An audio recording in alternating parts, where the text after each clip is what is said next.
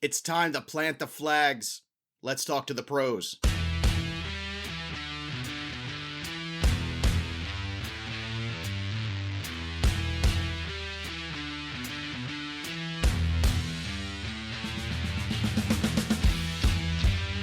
Welcome in, everybody, to Fantasy Pros. This is the Fantasy Football Podcast. It is me, Joey P, Joe Pizzapia. That, of course, is Dan Harris and Kyle Yates, and it's you. And today, it's all about the must-haves. That's right.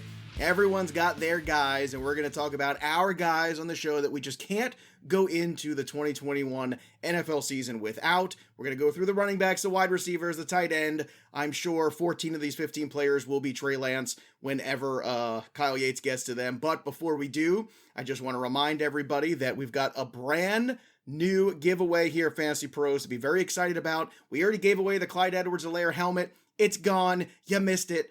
But we'll announce that winner in just a day or two. We have a new thing here to give away, and that is a football autographed by Kyler Murray. Could this be the MVP Kyler Murray season? It's possible. And if you want to get a piece of history with an autographed ball by Kyler Murray, thanks to our friends at Pristine Auction, there's only one way to get it, and that's going to fantasypros.com/contest. And don't forget, you get a 3 times entry if you subscribe to our YouTube channel. That's youtube.com/fantasypros. So subscribe to the YouTube channel, click that little bell for the notifications, then go to fantasypros.com/contest. You drop your review on Apple Podcasts or CastBox. Next thing you know, that Kyler Murray autograph football can be yours. It's a new month. It's a fresh start with lots of fun things to do here. And speaking of fun things, Dan Harris, back on the show. We missed you a couple days. I know you've been working feverishly trying to get everything together. How are you, my friend? I'm doing all right. Yes, I apologize for my absence on the podcast. It is generally because I try to make sure that our podcasts are at the highest possible level at this point, and I generally bring it down. So I've made an exception for this one. I'm here. Thank you, Yates, for acknowledging. I'm here, though, ready, because everybody wants to know who my guys are so they can make sure to avoid them. I'm fine. I'm here for you. I'm ready to go for this one. Let's do it. That's right. And Yates, you and I have talked quite a bit about the players we like, but I feel like this is kind of that last stamp, that flag that we're going to plant as we go into the weekend, and there's going to be a ton of drafts. So we've had a long time to think about this. We've had a long time to evaluate. And our guys are our guys. Like, we're just not going to come up with different names now just because. But there might be one or two that maybe we're going to highlight a little bit more today that maybe we haven't talked about enough. So, Yates, this is that final draft weekend. How excited are you for football? Man, it's so exciting. I've got an in-person draft this weekend with a bunch of buddies from church, and I just cannot wait for that, right? Like, all my drafts at this point have been online, but there's just something about an in-person draft, having that and getting all together, and especially now after last year, right? All of 2020. So being able to get together in person, football is here. We got college football on the TV tonight. Oh my word, I cannot wait for week 1. I've got a huge salary cap guillotine league on Saturday morning drafting. That is going to be a good time. I'm looking forward to that. But you're right, Yates. It's that in-person drafts being back. I had back-to-back weekends. It doesn't get better than that. I got to meet a bunch of really cool people, too, at one that I didn't know. Even including our own Mike Mayer, I got to finally hang out with in person. So it's a beautiful thing. Fantasy football bringing us together, which is perfect. And we want to bring together these guys for your team. So pay close attention, boys and girls, because this is where the rubber meets the road. These are our must-haves, our people that we don't want to go into 2021 without. Dan Harris, let's start with you. Give me a running back, in your opinion, that you just can't live without, that is your guy, your must-have. So we do a bunch of drafts, obviously, salary cap drafts, regular drafts. We're in a bunch of leagues. There's always one player, right? There's one player that you're always like, this guy is kind of ending up on my team everywhere. And for me, that's Austin Eckler. Let's just very briefly talk about why. Just looking at the running backs, okay, I have him 7th in half PPR. Our expert consensus ranking has him 10th. He has an ADP just among running backs consensus of 9.7. Overall, he is 13th in ECR. He is 13th in consensus ADP. I have him 7th. So if I am drafting in the back end of the first round, he is a guy that I am taking. So why am I higher on him than the consensus? In standard, first of all, I will admit that, like, maybe not. But obviously, if you have half or full, that's where you're kind of going. We got nervous last year with that first game with Tyrod Taylor, right? But then once Justin Herbert came in, it was awesome. 8 targets a game, 6.5 receptions a game, 11.5 carries per game, over 100 yards, total yards on average per game. The offensive line is better now. They drafted Rashawn Slater. They signed Corey Linsley. And as a pure runner, by the way, Eckler is good in his career. 4.7 yards per carry on average. He had a 19% broken tackle rate last year. Everything is really good with him, but what does the offense look like? Anthony Lynn obviously is gone. Who is in as the offensive coordinator? It's Joe Lombardi.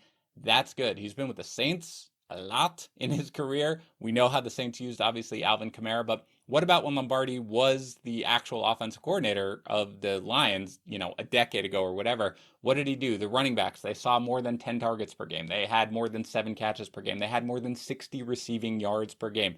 His philosophy is going to mesh very well with Austin Eckler. So if you are in any league that gives you any sort of points for reception, he's a guy that you have to get. If you are past that top 5 in running back, at that point, the door is open if you want to take Austin Eckler. And if you're in the back end of the first round, I think you absolutely have to target him. He can be very clearly for me, a league winner this year. All right, Yates, who's the running back that you're opening the door for and putting him right onto your roster? Yeah, it's Joe Mixon. I started off the offseason talking a lot about Joe Mixon, and then it kind of tailed off as we talked about a lot of other guys, but I'm still ending up with Joe Mixon everywhere on my rosters. And it's a little bit different now because his ADP was around RB16, RB17 in like June, July, even into August. But now it's all the way up at RB13. So people are starting to catch back on to the workload here for Joe Mixon. I still think that's a little bit too low. I've got him at RB10 on the year. So Mixon, yes, he has the injury history, quote unquote, hanging over his head. But for a guy who, I've talked about it several times, if he would have been put on IR to right when that injury happened last year and would have come back, right? You would have just been able to rest up, come back fully healthy. We would be viewing Mixon in a completely different light. But because Zach Taylor played this, is he going to play, isn't he going to play game last year, we have a different perception of Joe Mixon in our minds. When he is on the field, the workload is going to be insane. I've got him projected with a 13% target share and a 65% carry split in this backfield. Like, you're going to see Samaje Perine factor in here or there. Chris Evans has showed out in the preseason, but he's still a guy who has very little work to his name. Even in college, he needs some time to sit and develop. So this is Joe Mixon's backfield. And if you're getting him at RB13, you don't have to have him as your RB1 on your roster. So if you can get him as an RB2, and he has, guys, Joe Mixon has true RB1 in fantasy football upside because of the workload that he's going to get and his talent. And if Joe Burrow comes back and plays like 90% of the Joe Burrow that we saw last year, even to begin the season, this offense is going to be pretty good, and they're going to be putting points up on the board. So Joe Mixon, where he is going, RB13 in ADP, RB13 in ECR, I've got him at RB10 on the year. I think that's the best point you make, is you don't have to have him as your RB1. And I feel better not having him as my RB1, especially because I do have a little concern, not just because of last year's injury, but other years where he's had some injury issues. So yeah, as your RB2, man, that is a really good pairing. Now, I want to talk about somebody, and I'm going to stay on brand because that's what I do. Everybody knows Joey P stays on brand. That's right, Dan Harris. Get ready. We're going to talk about if you say Chubb Club, I am leaving this podcast. Well, you've already said it, so I don't even have to. And Yates, if that's all I've got to do to get rid of Dan, if that's all I've got to do to get rid of Dan, then that's easy. I put a poll up yesterday, by the way, and it said, if we add Chubb Club shirts to the Fantasy Pro shop, would you buy one? Just so you know, 58.4% said yes, and 41.6% said of course. So there you go. Nobody said no. Of course, it wasn't an option on the poll at all. Well, it wasn't an option. I like forced choices, Joe. Forced choices are good, so everyone's excited. But, everyone's already heard me talk about Chubb quite a bit. And last night, I was actually on a show with Jake Seeley, our good friend from The Athletic. We were in a draft just yesterday for the CBS Draftathon together, and he took Nick Chubb. And he talked about it last night when they asked us about the draft, and he said the same thing I keep saying about Chubb. You can get your first pick wrong. Everything about Nick Chubb is right. If you go back and look at the stats, let's not forget that in 2019, he almost had 1,500 yards, okay? That is an incredible rushing total. Last year, he had 5.6 yards per carry. That was greater. In fact, he finished as RB9 with just 12 games played last year. That's stunning. He still had well over 1,000 yards rushing. And Jake also made a good point, because even after the show, of course, because we're friends, we're texting, talking about Chubb, and he was talking about, there's not a lot of running backs that get 40-plus receptions anyway. Even if he can hover around 30 or something like that over the season, that's great, because he's got the upside for somewhere around 15 touchdowns and somewhere around 1,500 yards. That is tremendous. That is a great value. And when you're trying to just build a team and get it right, especially with a focal point running back where he is the offense, just like Derrick Henry a couple years ago, I don't see why Nick Chubb doesn't get enough love. And as Dan said, we'll be adding that shirt to Fantasy Pros very soon. Go ahead and check out the shop and wait for that one. It's going to be a big seller. Dan Harris, give me another running back that you want to talk about that you must have this year. I must be exhausted because I don't remember saying any of that. Oh, but yeah, regardless, you signed the form before the show, the whole thing. Fair. I had you It's sign fair. it because I knew you were tired. Took advantage of tired Dan Harris. Yeah, that's pretty much the way you need to be right now. Gus Edwards is the second guy who. What's interesting, guys, is that I have so many shares of Gus Edwards from early drafts just because I thought he was a value there. Mm-hmm. Anyway, everybody wanted the Tony Pollards and those high-end, insurance policies. But Gus Edwards was my favorite type, which I've talked about, which is the high-end insurance policy, as well as the guy who's going to have standalone value. Now, he vaults up for me. ADP is obviously, I can't really judge it. Even recently, guys, I feel like fantasy managers still aren't kind of adapting yet because even the ADP over the last several days doesn't really pull it in. But in our expert consensus rankings, he's 23. I'd actually, after this, be interested to know where you guys have him. I have him 18th. So every time I'm there in, the fourth round, I'm just pulling the trigger on him and I'm fine. Now, I don't have him as high as I had J.K. Dobbins. I had Dobbins 14th overall. And again, that's pretty much because he lacks, in my opinion, the pass catching chops that Dobbins would have, even though it wouldn't be a ton with the Ravens. But J.J. Zacharyson, who was on earlier this week, said something that was, kind of really the point, which is the difference is that J.K. Dobbins had to deal with Gus Edwards as the backup, right? Gus Edwards does not have to deal with the caliber of running back like himself as the backup. So I do think he's going to kind of balance the lack of pass catching stuff, not total, but just the less that he would have versus J.K. Dobbins with a little bit more volume. Now, I don't expect him to be the bell cow back or anything like that. But I think when we think about it, think about the red zone, right? Lamar Jackson takes a lot of the touchdowns, but Ravens running backs last year scored 17 touchdowns. J.K. Dobbins 9, Gus Edwards 6, and Mark Ingram 2. And remember, down the stretch, Dobbins was just a touchdown machine, 7 over the final 6 games. So Edwards is always one of the highest graded running backs by PFF throughout his career, last year in particular. And again, he does, he's not huge in pass catching, but he has caught 18 of his 22 targets in his career. He's not like a dud, he doesn't have stone hands or anything like that. Remember, we've got Rashad Bateman on IR, we've got Miles Boykin on IR. So to begin the season, at least, it's going to be something where they're going to need to lean on him. And again, this is just something where I think, especially if you're drafting this weekend, I just don't think everyone has caught on to exactly what this means for Gus Edwards. So I think he's still a value in drafts. I had him everywhere before this. I'm getting him everywhere now. So he rivals Austin Eckler as the player who I have the most shares of. All right. So he's RB27 for me, Yates. I also got a lot of recent shares of Tyson Williams because he looked very sharp in the preseason. I liked him a lot, so that's another guy I think you want to circle as your later picks. But where do you have Gus Edwards before we talk about your next guy? Yeah, I've got Gus Edwards at RB20 on the year, and I think 20? that it's Wow. I think it's going to be really interesting too because you mentioned the ADP not necessarily reflecting it, and I think a large portion of that is because the majority of fantasy football platforms are relying on the ADP to then feed what happens, in future drafts, right? So when people are drafting, they're not typically using cheat sheets. They're looking at the next best available players based on ADP. So then when you're getting to that RB20 range, you're not seeing Gus Edwards in the list, right? You have to scroll down a little bit because he's still down there. So you have him at RB18, I have him at RB20, and that means that based on where, how late this happened, his ADP hasn't had the chance to skyrocket. Sure. So that means that you can get him as your RB3 on the year, right? You don't have to draft him there.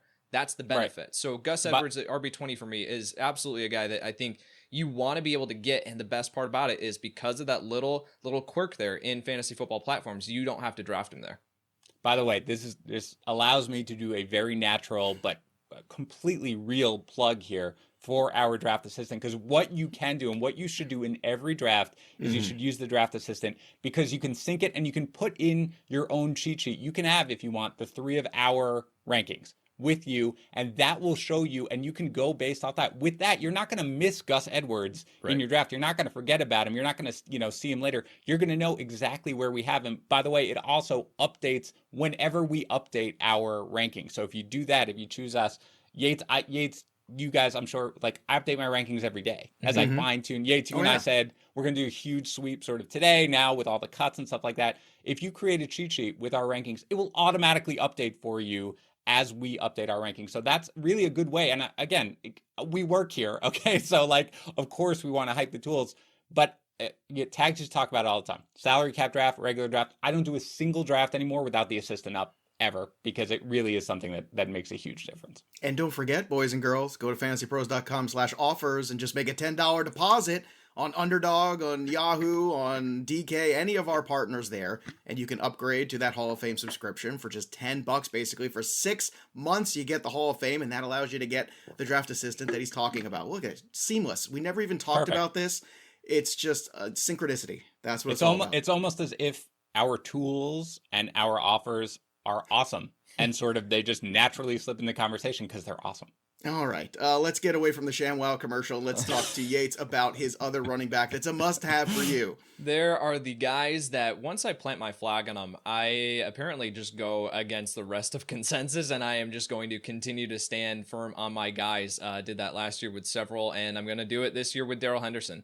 Darrell Henderson, the Sony Michel trade was a move that was made for them to have a veteran presence, specifically now that they know that Xavier Jones was going to be waived, right? He's no longer on the team. So now you have Darrell Henderson, Sony Michel, and Jake Funk as your running backs on this roster. Raymond Calais also gone. So they needed to make a move, and they brought in a veteran running back who is going to be able to step in and carry the workload if something does happen to Darrell Henderson. And Sony Michel will have standalone value. Like, he's going to be someone that you can plug in. He's going to see enough work where you can plug him in as a flex option on bye weeks and stuff like that. But just like Darrell Henderson was going to with Cam Akers. So Sony Michel is not moving me off of Darrell Henderson and where I had him ranked. I've got him, Darrell Henderson, now after a projection sweep at RB16 on the year. I still love Darrell Henderson. ADP is RB21, ECR is RB21. I am way above consensus here with Darrell Henderson, and the best part about it is, again, that you do not have to draft him there. There are people that are very skeptical about Darrell Henderson, and I'm in the room with two of them right now. So you guys are not going to be drafting Darrell Henderson in any leagues that we do. I will be taking him at a little bit of a discount because I do still believe that this is the starting running back in a top 5 scoring offense this year, and he's going to see enough work with his talent to absolutely return value on where he is being drafted. Plus, I think that he has upside over that. So Darrell Henderson, one of my guys this year, absolutely. Darrell Henderson is very explosive. He's fast. My struggle with Henderson always was watching him run, which is he seemed unaware at times where he was supposed to be going in terms of, the awareness. And that factor, you hope over time is something he can fix. If he fixes that this season, and one would imagine more repetition can possibly do that, then yeah, he absolutely can hit the upside that you're talking about, and I totally understand it. And kind of to Dan's earlier point, we're in some of these drafts, right? Sometimes these guys go a little later because people still are unaware, and if you can get him as an RB3, it's a great investment, just like Edwards. So go ahead. So I want to push back on that, Joe, because what you're talking about is running back vision, right? And so Cam Akers had the same concerns. Like, Cam Akers, vision-wise, had a lot of development still left to do. He was valuable for fantasy football because of the offense he was in and the workload he was going to get. So if we had those same concerns with Cam Akers, which is evident on tape, and he started to progress. I was going to say, he really developed when you go from that Patriots game on, he really started to look much better in that. Whereas Henderson, I still struggled with that. Like, I still didn't see it. There were times where it still cropped up. And you're not wrong. Akers definitely still had that. You could still put that on him a little bit. Sure. So, but Cam Akers, for him to be in that scoring offense and to still have those concerns where he still had to develop, we were ranking him as he was top 12 in consensus ADP. But then now we've got Darrell Henderson 11 spots lower, 10 spots lower. So why? That's my question here, is because I do believe that Darrell Henderson is not going to get the type of workload that Cam Akers is. So yes, that knocks him down a little bit, right? But he's still going to have every opportunity to score in this offense. Like, he is going to be the guy who can break away long runs too with his speed and breakaway playability. So that's the other part of this, is there was such a difference here with Cam Akers and Darrell Henderson in ADP now, where I'm just saying this is still a value. Don't get scared off of Darrell Henderson. Dan, you're so. Yeah. So, first of all, where did you say you have him ranked? RB16. Okay. So to be clear, I'm not fading Darrell Henderson. I didn't even know where expert consensus was. There, it's at 22 at running back. That's where I have him. So I'm just in line with the consensus. A couple of points. One is, you mentioned the fact that Xavier Jones got injured and they needed depth and stuff like that. I think they traded for Michel before the Jones injury. I can't right? remember. Like, I think it was. I'm almost positive but I can't they did. Remember which one came first? I'm pretty sure it They did. I think traded for Michelle before. Okay. they did, right? He got injured, Yes. right? So And Jake that's Funk made the roster as well. correct, and that's something that did factor into me. Now, look, adding depth is fine. We expected them to add depth. We did not really think that it was wise for them to go into the season with just Xavier Right. Jones and Jake Funk really as the backups. So adding Sonny Michel is fine, but it is worth noting that they had both those guys healthy. It's before the injury when they added for Michel. Part of my worry, there's a couple things. Number one, he does still have this very vague thumb injury, which I guess we're all just assuming is totally fine. He's going to be 100%. But, I think it could indicate that they're a little worried about him and they're a little worried about his long-term durability, in which case I probably should be worried about that too as a fantasy manager. And second, Sonny Michel is, in my opinion, much better than people think. I think he doesn't get the credit quite that he should as either a pass catcher generally, because I know he doesn't factor in, but also as someone who can factor in around the goal line. So for me, Yates, I'm not completely on the other end of the spectrum here. I'm not fading him because of the fact that Sonny Michel is there, but it is something where his presence and the fact that they went out and traded for him, given their situation, given Henderson's just sort of, vague injury and everything like that, does scare me off enough that I'm really more of like a low-end RB2 as opposed to you, seems more like a strong RB2. Yeah, I think I kind of echo Dan's sentiments there, so I'm not going to belabor that point. Let's get to another running back here. Let's get to my other must-have guy, and it's Trey Sermon. That's right, because I'm looking into the future. I'm not just talking about the first few weeks of the season. I'm talking about trying to project. And maybe in the first 6 weeks, you're going to get Raheem Mostert splitting carries with Trey Sermon. And it seems like that's going to be from the start. And if we're already starting there with the history of Raheem Mostert's injuries, with the history of him bouncing around from team to team and all that stuff, I'm betting on talent. Just the same way you bet on Jonathan Taylor's talent last year. I think this is another kind of situation where you're betting on the last 8 weeks of the season being better than the first 8 weeks of the season. I think if you do that here with Trey Sermon, you will be rewarded. Now, it might help to certainly get some veteran running backs and maybe a little underappreciated to get some guys in there just for the sheer volume for the first few months. But I do believe that Trey Sermon, as the season goes on, could potentially be a league winner. His schedule is so good. We've pointed it out towards the end here when you're looking into the fantasy playoffs. I know it's dangerous to look ahead, but you know what? I'm looking ahead.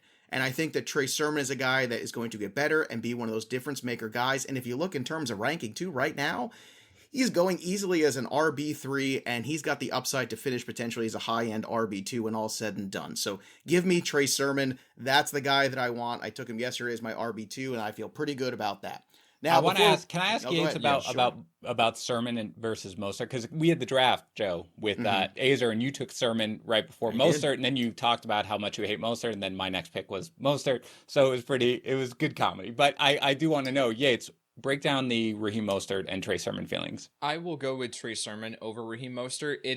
I think Raheem Mostert is probably going to have more fantasy value to begin the season, especially against Detroit week 1. Raheem Mostert, 150 yards and 2 touchdowns. Yeah, you're going to get some hate. You'll get some hate comments after week 1 about it's happening. That. Raheem Mostert is absolutely going to go off in week fine. 1. But then the issue then becomes his durability and how does he end the season, right, as far as ranking versus Trey Sermon. Trey Sermon, I think he's got his own injury history and injury concerns, which durability could play a role in that too. There's a conversation. But when you look at the depth chart now, they moved on from Wayne Gallman. Wayne Gallman is not on this roster. And it's Elijah Mitchell, who I don't know if you guys ended up watching the snaps from that third preseason game. Elijah Mitchell needs a lot of work as a running back. He threw off Trey Lance a couple of times and needs a lot of work there as far as the refined aspects of the position. So we're not going to see him on the field for quite a while. He's not going to play a huge role. And then you got JaMychal Hasty, who we kind of know who JaMychal Hasty is at this point. He's just a kind of a depth piece and can produce if he's given the opportunity. But if Raheem Mostert, when Raheem Mostert goes down with an injury, then we've got Trey Sermon as an absolute league winner this year because you mentioned the schedule, Joe. And for those who haven't, they might be tuning in. This might be one of the episodes that they've listened to here. Week 11 on Jacksonville, Minnesota, Seattle, Cincinnati, Atlanta, Tennessee, and Houston to end the year. Those are fantastic matchups for Trey Sermon if he is playing and is the starting running back at that point of the season to absolutely smash. So as RB31 in ADP right now, RB30 in ECR, yeah, he's a home run pick. All right, so there you go. There's the Trey Sermon love from Yates, and now I feel even better about planting my flag. All right, let's talk about the wide receivers, but before we do, let's tell you about Fantrax, the most customizable fantasy platform in the industry, offering the greatest fantasy experience for your dynasty, keeper, redraft, and best ball leagues. Fantrax's free NFL Fantasy Football League Manager is the most customizable, easy to use, and feature-rich platform in the industry. If you're coming from another service, no big deal. You can import all your current leagues and customize them as needed. And it doesn't sleep over at Fantrax. 365, those leagues run, not like some places where you got to wait for things to open. No, not at Fantrax. They can customize anything you could possibly imagine and come up with, but they can also run your standard old regular leagues that you'll find on ESPN and Yahoo too. They've got all of that as well. There's a reason why fantasy players who try Fantrax end up making it their home for all of their fantasy leagues. So if you sign up for free today, you're entered to win a free trip to your entire fantasy league to go to an NFL regular season game of your choice, as well as $6,000 for travel and accommodations.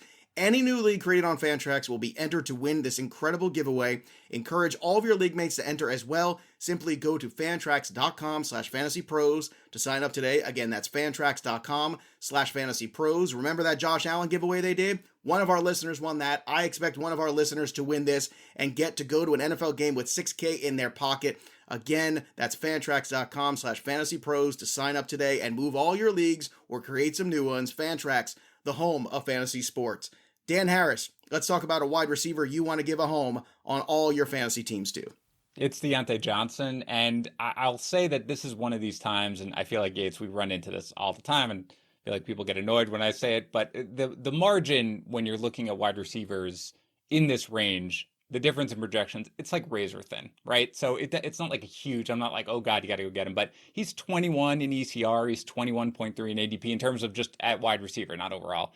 I am 16th. Okay, so when you get to that range, and I'm looking at the expert consensus rankings, and you're looking at the DJ Moore, Julio Jones, Cooper Kupp, Tyler Lockett, I'm pulling the trigger on Deontay Johnson before all of them because I just want him on my team, and I found myself doing that. So he's basically a top 10 receiver last year. When he was healthy, averaged roughly 7 catches, 75 yards, half a touchdown per game. When he was healthy, sees a ton of games with double-digit targets, 139 targets on the season. That was 5th most among wide receivers, and that includes that he missed a game, and he basically was removed super early in 3 other games. It's clear they did not go into this offseason expecting or planning around the fact that Juju Smith-Schuster was going to be a big part of the offense. Yates, you have mentioned that several times. I think you're correct now. And if Juju does factor in, that's going to hurt Chase Claypool more than Deontay Johnson. Deontay Johnson doesn't leave the field. We've seen it in the preseason. And I get that they're going to pass less. Okay, that's just what's going to happen. I agree with that. Najee Harris is there. But Ben looks good. He looks good this season. Does. I think another year, right? Joe, we talk about it with baseball, right? You have the big elbow reconstruction. That first year is like disgusting. And the second year, you're kind of back to normal. So he looks good. I think the offense as a whole is going to improve. And again, the big thing with him is the drops. I think he had 14 last year. I just don't see that as something that's very repeatable. So for me, I just feel like this is going to be a big Deontay Johnson year. And when I'm at that range and I'm taking the wide receiver in that range, I just moved him to the head of the line. So he's one of my guys. Drafted him yesterday. Feel real good. Actually, I got him as my wide receiver 3 on that team, if you could believe that. That's awesome. Woo-wee, loving that in the full PPR, no less. All right, Yates, give me a wide receiver that you are looking forward to having all the shares of that you must have in 21. It was part of my bold predictions, and it's Robert Woods finishing the year as a top 5 wide receiver, so I'll back it up here and say Robert Woods is one of these guys that I have everywhere, like in Dynasty, and I've got him everywhere in redraft leagues this year too. Robert Woods, just the definition of consistency, even with Jared Goff as his quarterback. I mean, the past 3 years finishing with 86 receptions, 90 receptions, 90 receptions, and then 1,219 yards, 1,134 yards, 936 yards. Like, he is just one of the most consistent and underrated wide receivers in the entire NFL. Now you add Matthew Stafford to the fold here in this offense, and we could just see this offense take off. I mean, Robert Woods can finish with those reception totals, maybe even a tick above that. The yardage numbers may go up, and then the touchdown totals could even go up to like 10 this year. So Robert Woods, one of these guys that I loved earlier on in the offseason because he was wide receiver 19, wide receiver 20 in ADP. Not anymore. He's at wide receiver 15, wide receiver 14 in ECR. I've still got him one tick above that. I've got him at wide receiver 13. So Robert Woods as a high-end wide receiver too. I'm even comfortable if I load up on running back in the first 2 rounds and I can grab Robert Woods as my wide receiver 1, I am perfectly comfortable with that this year. Yeah, I can understand. Actually, in case you missed it yesterday, Derek Brown had a fascinating case for the other side of Cooper Kupp instead of Robert Woods, and it was a great debate. Really smart guys talking football there, slinging the yang, which is great. But I tend to kind of go with Yates' side, which, again, that hurts me just to say those words out loud, but I kind of lean towards Robert Woods as well in this one. I'm going to talk about one of my guys at wide receiver here, and of course, it's Jerry Jeudy. I think he's got top 20 upside when all is said and done. He's one of my guys. I'm not going to live in the past with Courtland Sutton. Courtland Sutton had a very good year a few years ago at a very good value, and I think people are hung up on that a little bit. Courtland Sutton had some warts in that good year, even though you look at him healthy this year and you're saying, okay, we're going to add him back into this offense. I think what I'm looking for is talent winning out. Jerry Jeudy was a rookie last year. Jerry Jeudy led the league, we talk about this a million times, in terms of uncatchable balls thrown his way. And then he dropped a bunch too. Give him some time. Talent wins out. Second-year wide receivers tend to really make a jump. There's a lot of good ones this year in this class because last year's wide receiver class was outstanding. Not everybody's Justin Jefferson out of the gate. But Jerry Jeudy, I think, is going to remind everybody why he was arguably the best talent in that draft class. And yes, it's Teddy Bridgewater. It's not Patrick Mahomes throwing him the football. However, I think Jerry Jeudy with that talent can do enough this year to really outperform his ADP. And if you take a look at that ADP right now at Jerry Jeudy, it's still in a place that it's very friendly for you. So I would be taking that leap. He is wide receiver 29 in ADP and half-point PPR right now. So I'm good for Jerry Jeudy. I want him on all my teams, and I've drafted him on all my teams because I walk the walk. Dan Harris, who are you walking onto your roster at wide receiver next? We've been talking about a lot of high-end players here. Let's go a little lower, but still a guy who, if you listened to me last year, you know, a guy that I have an irrational love for, and I don't apologize for it. And that is Emmanuel Sanders. So let's just very briefly talk about where Emmanuel Sanders is and all the ways you can potentially exploit things. He's in Buffalo. That's where he is. Oh, hold on. I have to redo my evaluation.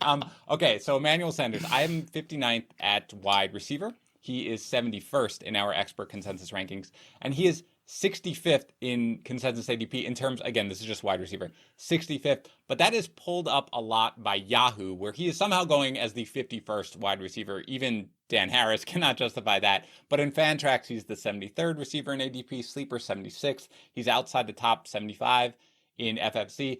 And that is, by the way, a good lesson to you. If you do like Emmanuel Sanders like I do, and you're drafting on Yahoo, you probably need to be prepared for the fact that he is going to go earlier than you expect. That's why I love our consensus ADP, where you can see it across sites. But anyway, let's talk about Emmanuel Sanders. Yates, you mentioned with Tom Brady that you are willing to, what was it, ride the wave straight to hell? Ride the wave straight to hell, yes. That's all right, exactly so, it. Yep. Yeah, you might be riding the Tom Brady, like, tsunami wave straight to hell. I'm riding, like, the Emmanuel Sanders baby wave that, like, knocks over, Yours like, seems the like an 2-year-old. express, Dan. Yours is the back end of the wave pool. You know, like the front of the wave pool is the big waves, and then you get to where like the toddlers are hanging out, like right in the shallow end. It's the toddler. That's I'll Emmanuel ride the top. Yep. It smells Toddler kind wave. of the same too. Toddler wave straight to hell. Look, upside is great when you're drafting a wide receiver late. Obviously, you're not drafting Emmanuel Sanders to start for your fantasy team. But when we go late, everybody wants the home run plays. And I think for a lot of times, that's fine. But again, we're in a year where COVID is probably going to play a factor in people randomly missing games. And sometimes what you need is just a receiver that you know you can put in there and you're going to get decent production out of week in and week out. And I think that is going to be Sanders. Even last year, when it was not a good year for Sanders, he still finished 43rd in half PPR at wide receiver. That's 5. And again, I talk about the stat yards per route run. That's something that I like. You know how I'm saying. I'm pronouncing it right now. It's very good. You did a very nice job. I'm working on it very hard. 1.99 yards per route run. That is very, very good, especially for a receiver as, you know, aged as he is. It was 21st among receivers who had at least 60 targets. And again, that's a notoriously sticky stat. He is old, but he's still relatively explosive. And again, John Brown is gone. He had more than 7 targets per game last year. Sanders can work on the outside. He can also work in the slot. And I think we have to assume that there is a chance that Cole Beasley is going to miss some time this year, necessarily just because of the protocols or whatever. So Sanders basically can go everywhere. He is free in drafts. He's a guy who I'm basically drafting with one of my last picks everywhere. Because again, I am more willing this year to take the late receiver that maybe isn't going to be a league winner, but is going to give me a fill-in given the fact that we are in a year where I think people are going to be randomly scratched more often than not. Dan, if you're high on Sanders, and again, I'm choosing my words carefully, are you also then low on Gabriel Davis or Cole Beasley? Like, I'm just trying to gauge, because we all know Stephon Diggs is an entity unto himself, but how do you rate the other two? Because I'm a big Gabriel Davis fan, but if you kind of knock them down because you like Sanders so much potentially. Yes, I am low on both. I'm not drafting Cole Beasley anywhere at all. It's not about his talent. It's just about the fact that we can read the writing on the wall. This is probably going to be a year where there's going to be protocol issues and there's going to be stuff like that. And it's just not where I'm going. Davis is a guy who I have slowly kind of moved down. To be fair, when I started the rankings process and my projections process, I had Sanders as a complete afterthought. But as I've gotten into it, and again, he finally he was obviously dealing with a foot injury. He's always dealing with something. But, he looked fine in this last preseason game. And the other thing, by the way, that I harp on is, this is not like when we hired Yates and like he had to beat down our door and ask to be hired like every day for like a year before we finally relented. Like the Bills went out. I'm terrible. The Bills went out and targeted Emmanuel Sanders, not just this year, but 4 years. They want him on this team. They see him as somebody who can contribute on this team. So when I mixed it all up, in the end, I am fading Davis. Actually, I don't know what his ECR is. If somebody wants to look that up, I have him. It's 70th. Lower than it should be. I can tell you that. Okay, for sure. All right, so I am 70th. His ECR is 63. 63. Okay, so I am fading Gabriel Davis then in that sense. I do expect there to be two wide receivers who you can. I mean, obviously Stephon Diggs. The only other one that I think is really worth rostering for me is Emmanuel Sanders. I have Gabriel Davis all the way up at 51. So big difference there. Yeah, what about you? Touchdowns matter. I have him a lot higher than that. I just went through and did a projection sweep, and Gabriel Davis. I'm in on Gabriel Davis this year. Welcome, my friend. Hold on. Come join me. The Gabriel Davis. What's the number? What's much higher than what he has? Higher than 51, huh? I'm looking. Yeah, I can't count like that. So what is your number? Gabriel Davis. Where'd he go? 49. So where did you have him?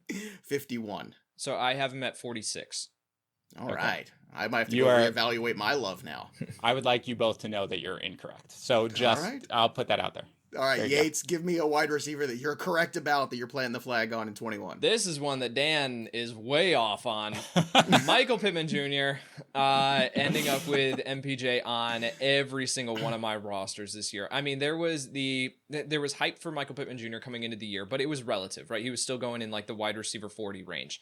But there was some optimism. But then with the Carson Wentz foot injury, like his ADP came crashing down. It was in the 50s. And since then, we've got Carson Wentz now back at practice after the COVID-19 close contact. So now he's back at practice. He's going to be playing week 1. And Michael Pittman Jr. has yet to rise dramatically up boards. And now we have the T.Y. Hilton news that he landed on IR, short-term IR, is probably out a minimum of 3 weeks. Who else is going to be in this offense receiving the ball? Like you got Paris Campbell, who we don't know what his role is on this offense. Zach Pascal, like he's just a guy at this point. You've got Mike Straken, I don't even know how to say his name. But you can say the guy on Denver. That one you can say. Right. Alberto Cuebanam? Yeah. There he goes. No, but put $1 in the jar. The ball has to go somewhere in this offense, and it's Michael Pittman Jr. He is the unquestioned wide receiver 1 for where he is going in drafts right now as the wide receiver 46 in ADP. He's wide receiver 47 in ECR. Once you get outside the top 36 receivers in ADP, you are going to be hard-pressed to find a receiver who's going to see more than 100 targets on the year. Michael Pittman Jr., I've got him with 125 targets on the year, guys. So this is a screaming value in drafts right now. I am getting Michael Pittman Jr. as my wide receiver 4 everywhere. I love it. I mean, why not? I mean, and Dan it's all has him at wide there. Receiver 60, so I don't know what he's doing. This is a lie. This is a bold-faced lie. I hold on. Let's talk about it. I'm at 56. I don't go crazy Wait, because go I'm still after very Joe. concerned. I'm at 47. I didn't know that he had him at 56. I am at 56. Now you know. Now you know. Okay, I guess hold here's on. my thing. Go It's ahead. not an indictment on Michael Pittman so much as I'm just really concerned about this Colts team getting off on the right foot. And again, once again, no pun intended there with the foot, but we have the Carson Wentz thing. He's missing time. He should be in the offense. I think Pippen eventually will win out. I'm just worried about by the time we get to a situation where things are really kind of rolling for this offense, I don't want to start off my season 2-4. And I think a Pittman selection, if you take him too high, you're drafting him as your wide receiver 4. Right. And you don't have to, and that's why it's still a good investment. There's just other guys that I personally like more. That's all. Yeah, it's where do you actually have him ranked now, Pittman? I have Pittman at 36. Okay, so you're really like you'll roll with him maybe as a wide receiver 3 if you have to. Yeah, okay. So look, here is my general take on Pittman. Number one, I like Michael Pittman Jr. very much as a player, okay? And I hope you're right. And I think that is within the range of outcomes, okay? I do think that it is within the range of outcomes that Pittman explodes this year.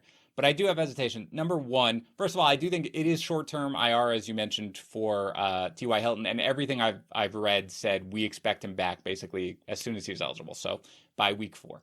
Number two, I didn't want a piece of this passing game when T.Y. Hilton was healthy. So it's not like, oh, wait, now that T.Y. Hilton's gone for 3 games, give me one of these wide receivers, because I don't expect all that much from it. Carson Wentz, Joe, as you mentioned, he's missed a lot of time, obviously, right now. And look, we had Dr. Chow on, a couple of weeks ago or whatever, and I asked him about Wentz, and he says, look, Irsay said that he's not going to play unless he's 100% by week 1. So he's either not playing week 1 or Irsay is just going to basically throw that out the window, because there's no chance that he's going to be back to 100% by week 1. So what you have at the beginning of the season, when Pittman has a chance to shine, is a limited Carson Wentz who has had minimal sort of interaction with this offense at this point. There's just enough hesitation for me. Again, I have him 47 and we were talking right before we came on about what are your projections. Like, I'm doing a sweep of the projections today. It's possible I'll move him up. Good with him as a wide receiver 4. Where you are as a borderline wide receiver, I mean, at 36, it's like, for me, 36 for me is like Devonta Smith, Tyler Boyd, Laviska Shenault. Like, that's a different tier for me. I've got Pittman 1 spot above Laviska Shenault. So that's just that we see it different. And again, you loved Pittman last year. You have your guys. Yep. I'd rather be on Michael Pittman than Emmanuel Sanders. So you're all probably of us who have our guys. Right. We have reasons for our guys, and we back up those reasons, and then it all comes down to the performance on the field. That's the whole point. Before I get to my wide receiver, I want to remind everybody about Pristine Auction. That's where you get all the cool stuff this fantasy football season for your draft room and all that cool things. You want to impress people when they come over to watch the games on Sundays, on Mondays, on Thursdays, every day when we play NFL. Who knows? Maybe we'll have Saturday games again and more. But all that cool stuff, the autographed helmets, the jerseys, the trading cards, it's all there on Pristine Auction. So if you go to pristineauction.com, use that promo code FantasyPros. When you sign up, you're going to get a $5 credit on us. It's free to bid. You only pay when you win, and everything there is backed by that certification guarantee, because that's how Pristine Auction rolls. In fact, that Kyler Murray autographed football we're giving away this month, that's from Pristine Auction. So make sure you go over to pristineauction.com. That's PRISTINE auction.com. Get your cool swag. Indulge a little bit. It's 2021. We're hoping things are going in a better direction. So live a little. Get yourself something nice. You deserve it. And the best place to get it is, of course, at Pristine Auction. I'm going to talk about another one of my wide receivers here, and it's Jalen Waddle, who sometimes I have as a wide receiver 4 in my teams, sometimes even a wide receiver 5. In fact, yesterday in that analyst draft, I got him as my wide receiver 5. I can't believe he lasted that long. Did you draft anything other than wide receivers in that league? Nope, pretty much. Well, I mean, I'll run it down. Nobody cares about my fantasy team. No, do it at the end, whatever. Well, you asked. So Josh Allen's the quarterback. Derrick Henry's the running back. This is from the 5 spot. Trey Sermon is my RB2, so yes, a little bit of concern there. But here's the wide receivers. You ready, boys and girls?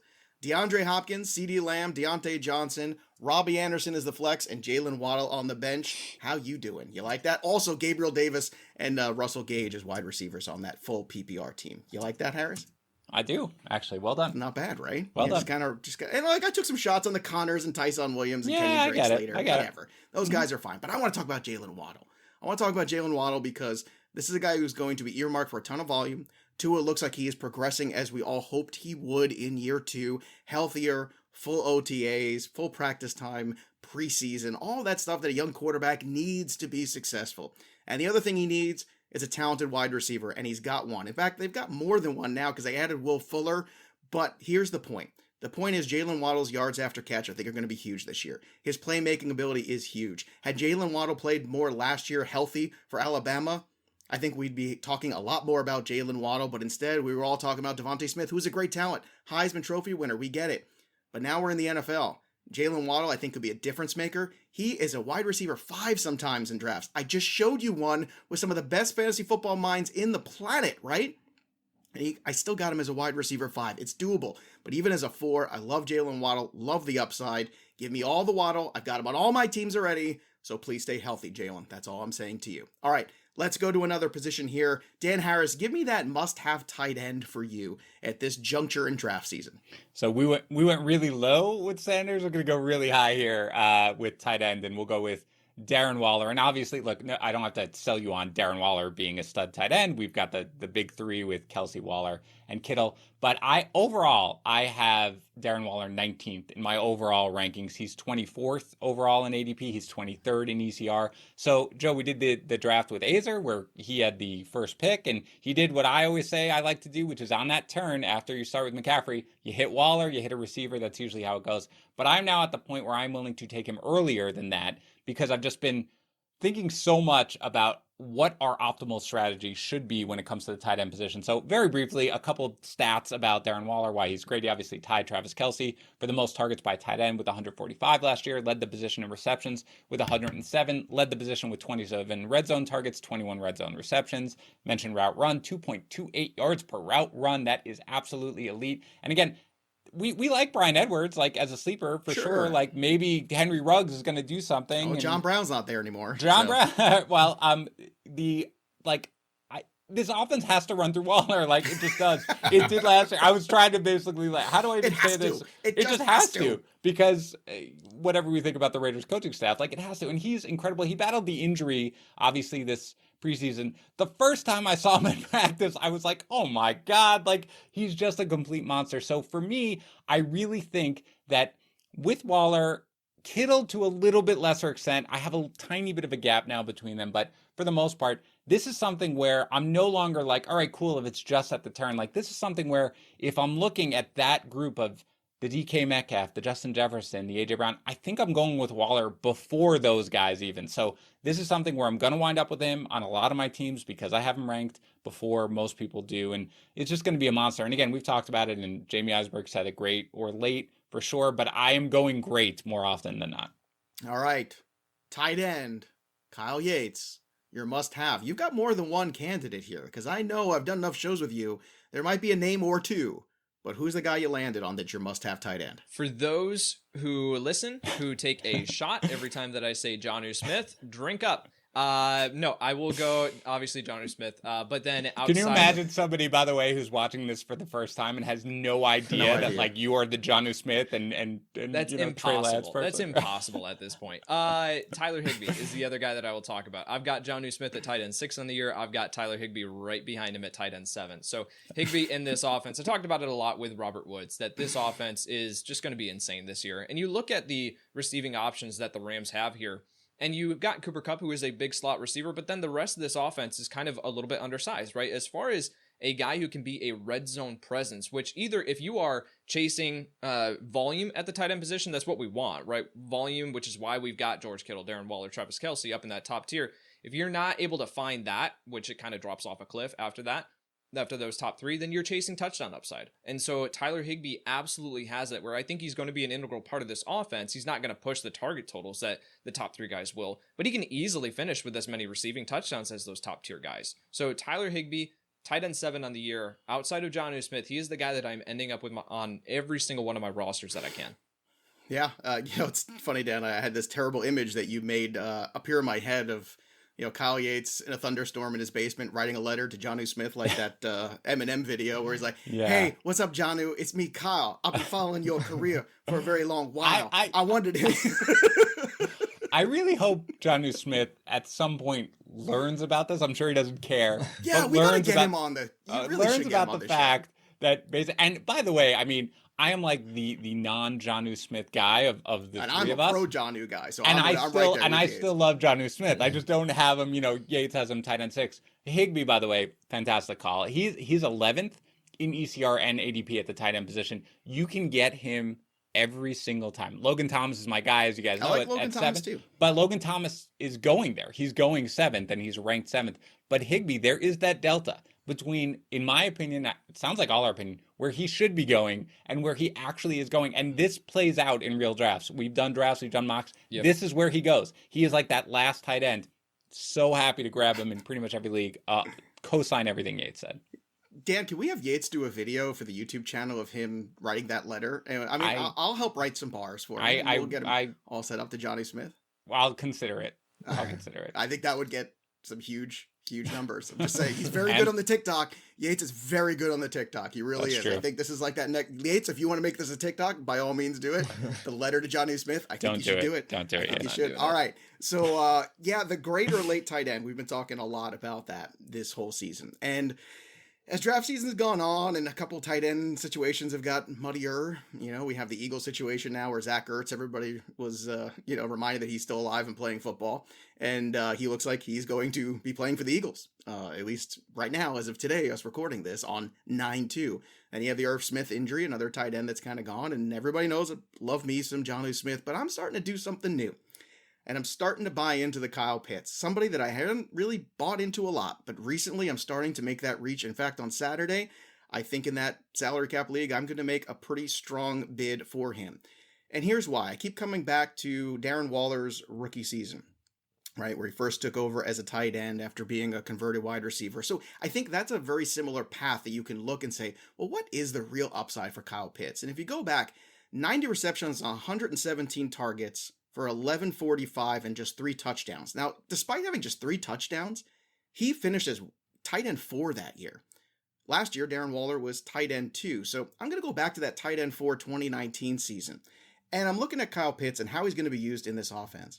And I'm looking at the touchdown equity that I think he brings because he's such a matchup disaster in the red zone, right? Because of that catch radius that he has and the way he's going to be used, especially with Julio now vacating targets. And I know right now our projections on Fantasy Pros have him somewhere around 800 yards receiving.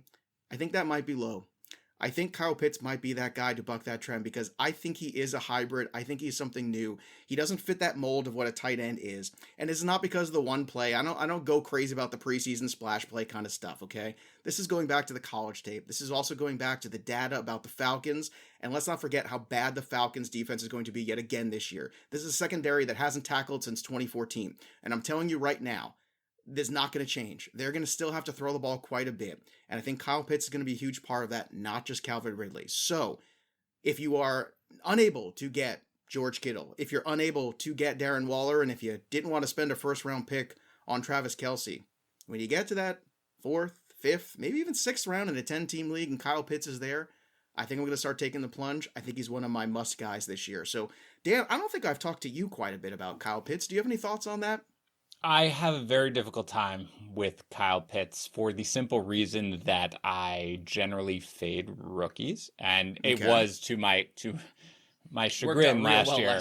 Yeah, right. Not my finest piece. Is that Justin Jefferson jersey I sent you? Did it make it there, bro? I own pristine it. Auction, I absolutely own that was a mistake. What's funny is that last year I had like the actual reason to, right? We got no preseason games. Like, it's gonna take them a while. Totally wrong. Good reason to. I am wrong about many things. But I had that same concern you did, which is timing, and you're not having that timing and that lockup time. That could be a real struggle. But somehow it bucked the trend anyway, because that's how good this talent is that's getting to the NFL. Yeah, right now. And so generally, like a little bit of a fade rookies type of guy, not always, but generally, and certainly with the tight end position, when you look back historically, it's almost impossible for a tight end to succeed in his rookie season. But you don't get a Kyle Pitts. He just doesn't come along, every year or every 5 years or every 10 years, and so I'm really running into that. Right now, I believe I have him as tight end 5. Generally speaking, I pull the trigger on him in the 6th round. That's not usually going to get him, okay? At this point, understood. I am debating, Joe. I'm having trouble with it because my projections have him like right in the mix with, Hawkinson and Andrews, but I am debating whether or not I can push him up in this last round of what I'm doing. So the bottom line is this. I probably will have no shares of Kyle Pitts. I feel like I'm probably going to regret it. But realistically, unless I do the Yates where I'm going to the 100 percentile of my potential outcomes, right, I just can't justify doing it where he's going to wind up going in drafts. I can understand that. In the 10-team league, he's going to make it to the 6th round. I can almost guarantee you. And a lot of people do play in those 10-team leagues. Or if you don't want to wait for him in a 10-team league, you can take him in the 4th. Because the wide receiver supply and demand is going to be out there in a 10-team league where you can make it up with the Waddles and the Judys and the Robbie Andersons. The guys are going to probably slip past some people. Yates, what are your thoughts on Pitts? It's the difference here. I've got Kyle Pitts at tight end 5 in my rankings, but it's the difference in where he's going in conjunction with in comparison to the other tight ends versus the overall ADP. where you have to spend a 4th or 5th round pick to get Kyle Pitts on your roster. I can't do that because at that point I'm taking him over some very, very talented wide receivers who have a higher percentage range of like hitting, right? They're going, they have a better chance of hitting than Kyle Pitts, who is a rookie tight end. For as talented as he is, he's still a rookie tight end. So I think if he falls to the 6th round, then that's the point where I'm willing to take him. But that's not happening. People are going to reach in your mom and pop leagues for Kyle Pitts because he's so dynamic and, you know, he's the highest hyped tight end, the highest drafted tight end in NFL history. I'm sorry, not wide receiver. He overall 47 right now in ADP. Tight end 4, overall 47. These are the names going around him, right? I can't do that. All right, that's fine. I know you're going to take Darrell Henderson over him. That's fine. Myles Gaskin, Tyler Lockett, Adam Thielen, Kareem Hunt, Mike Davis. I don't think any of those guys necessarily are going to win you a league. I think Kyle Pitts can. And that's the point I'm going to make here about Kyle Pitts. Now, Deontay Johnson's going after him. I would rather have Deontay Johnson, especially in full PPR. That's not even a question. But I'm looking at trying to win a league. And the one thing that we can always make up ground with, we keep talking about how much we love the wide receivers late, the Moonies, the Jacoby Myers. I mean, we go on and on. Gabriel Davis. There's so many names that we love that can make up ground at wide receiver. I'm starting to buy in because I think that Darren Waller rookie season is within his grasp. Even if he doesn't reach 1,000 yards, I don't see any way that he doesn't have double the amount of touchdowns. I'm sorry. Matt Ryan is just a much better quarterback than what Derek Carr was a couple years ago. So I'm going to automatically just think that 6 touchdowns and 900 yards are well within his grasp. And I think there's upside for more. And if we're talking about winning leagues, I think it's worth the risk.